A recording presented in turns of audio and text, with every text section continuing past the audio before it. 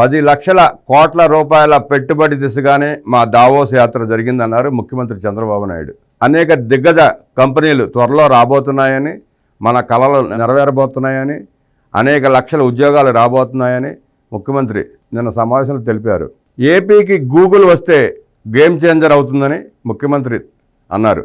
గూగుల్తో పాటు అనేక కంపెనీలు వస్తాయి, లక్షల ఉద్యోగాలు వస్తాయి, ఐటీలో విప్లవాత్మకమైన మార్పు వస్తుంది. ఆంధ్రప్రదేశ్లో ఎన్ని ఉద్యోగాలు వస్తాయో ఇప్పుడు చెప్పలేము అన్నంత ఆనందంగా చెప్పారు ఆయన. దాంతోపాటు మైక్రోసాఫ్ట్ వస్తుంది, సుదీర్ఘ తీర ప్రాంతం ఉన్న కోస్టల్ ఏరియా నౌకాయాన సంస్థలు వస్తున్నాయి, గ్రీన్ హైడ్రోజన్ మీద ప్రధానంగా దృష్టి పెట్టారు చంద్రబాబు నాయుడు గారు. సోలార్, మరీ ముఖ్యంగా సోలార్ మీద దృష్టి కేంద్రీకరించారు. వాటితో పాటు ఫుడ్ ప్రాసెసింగ్ ఇండస్ట్రీస్ లాంటి అనేక సంస్థలు రావడం రెడీగా ఉన్నాయి. అన్నిటికీ ప్రణాళికలు సిద్ధమవుతున్నాయి, గ్రౌండ్ అవుతాయి. ఇంకొక 6 నెలల్లో 6 నెలల్లోనే దాదాపు 3 లక్షల కోట్ల రూపాయలు పెట్టుబడి తీసుకొచ్చి గ్రౌండ్ చేసి ప్రారంభోత్సవాలు శంకుస్థాపనలు చేసుకున్నాం. ప్రధానమంత్రి వచ్చి శంకుస్థాపనలు చేశారు, ప్రారంభోత్సవాలు చేశారు. దగ్గర 4 లక్షల ఉద్యోగాలు రెడీ అయినాయి. మొన్న దావోస్ ట్రిప్ లో కూడా అద్భుతంగా జరిగింది. సంస్థలు వచ్చే అవకాశాలు చాలా ఉన్నాయి.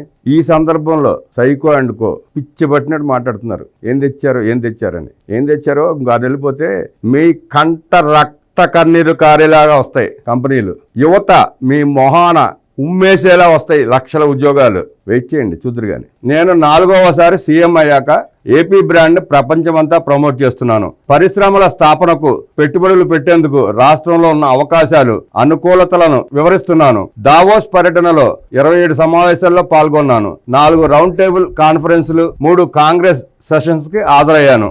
మంత్రులు లోకేష్, భరత్ 33 మీటింగ్స్ లో పాల్గొన్నారు. 5 రౌండ్ టేబుల్స్, 4 కాంగ్రెస్ సెషన్స్ కి లోకేష్ హాజరయ్యారు. ఒక United nations under secretary meeting జరిగింది. కాంగ్రెస్ సెషన్ లో ఎనర్జీ, ఏఐ గురించి చర్చించాము. మహారాష్ట్ర, తెలంగాణ ముఖ్యమంత్రులతో కలిసి అడ్రస్ చేశాను. రౌండ్ టేబుల్ కాన్ఫరెన్స్ లో గ్రీన్ ఎనర్జీ, గ్రీన్ హైడ్రోజన్ గురించి చర్చించాము. ఏపీని పెట్రోకెమికల్ హబ్ గా తయారు చేసే అంశంపై చర్చించాము. ఏపీకి విశాలమైన సముద్ర తీరం ఉంది, దాన్ని ఎలా ఉపయోగించుకోవాలనే దానిపై దృష్టి పెట్టాం అన్నారు చంద్రబాబు. గడిచిన 5 ఏళ్లలో రాష్ట్రాన్ని సర్వనాశనం చేసి, వ్యవస్థలను నిర్వీర్యం చేసి, అడ్డగోలు పనులు చేసిన వాళ్ళు మమ్మల్ని విమర్శిస్తున్నారు. 5 ఏళ్లలో 1000 కోట్ల రూపాయల ప్రాజెక్ట్ అయినా తెచ్చారా అంటూ మండిపడ్డారు. పెట్టుబడుల కోసం దావోస్ వెళితే తప్పుడు ప్రచారం చేస్తున్నారు. ఒక వ్యక్తి మీద కోపంతో ఒక వ్యవస్థను నాశనం చేయడం ఏ రాష్ట్రంలోనూ జరగలేదు. ప్రజలకు నష్టం చేశారు. సింగపూర్ ప్రభుత్వానికి నేటికి విశ్వసనీయత ఉంది.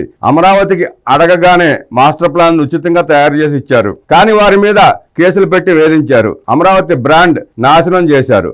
వీళ్ళ అరాచకం చూశాక మన ఏపీకి ఎవరు వస్తారు చెప్పండి? నాయకుడిపై నమ్మకం లేకనే నేతలు వారి దారి చూసుకుంటున్నారు అని వైసీపీపై పరోక్షంగా విమర్శలు సంధించారు. పద్మ గ్రహీతలందరికీ చంద్రబాబు శుభాకాంక్షలు తెలియజేశారు. బాలకృష్ణ గారికి పద్మభూషణ్ వచ్చిన సంగతి మనకు తెలిసిందే. బాలకృష్ణ గారిని అభినందించారు. అలాగే గ్యాస్ట్రో ఎంట్రాలజీ ఏఐజీ హాస్పిటల్ అధినేత నాగేశ్వరరెడ్డి గారికి ప్రత్యేకంగా శుభాకాంక్షలు తెలియజేశారు. పద్మభూషణ్ పురస్కారానికి ఎంపికైన నటులు, ఎమ్మెల్యే, బసవతారకం క్యాన్సర్ హాస్పిటల్ ద్వారా సామాజిక సేవా రంగంలో ఉన్న నందమూరి బాలకృష్ణకు సీఎం చంద్రబాబు శుభాకాంక్షలు తెలిపారు.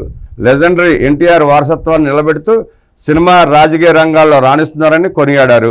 ప్రజా సంక్షేమానికి బసవతారకం క్యాన్సర్ ఆసుపత్రి ద్వారా అంకిత భావంతో ఎంతో మందిని కాపాడుతున్నారని గుర్తు చేశారు. ఎంతో మంది జీవితాలకు పూర్తినిస్తున్న నిజమైన ఐకానిక్ నాయకుడికి తగిన గౌరవం లభించిందంటూ ఎక్స్ వేదికపై ముఖ్యమంత్రి చంద్రబాబు అభినందనలు తెలిపారు.